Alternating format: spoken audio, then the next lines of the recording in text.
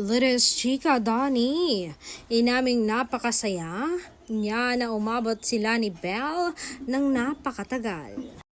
Saad nga niya sa isang panayam ng Showbiz Insider, I'm just very happy na kami ay umabot sa ganito katagal.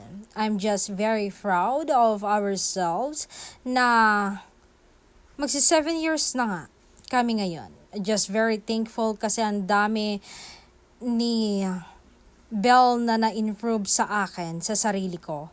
Ulitin ko, ginawa niya akong mas mabuting tao. I'm very excited sa mga taon pang darating sa amin. Mahaba-haba pa ang adventure naming dalawa at lagi kong pipiliin na makasama siya. That is a love.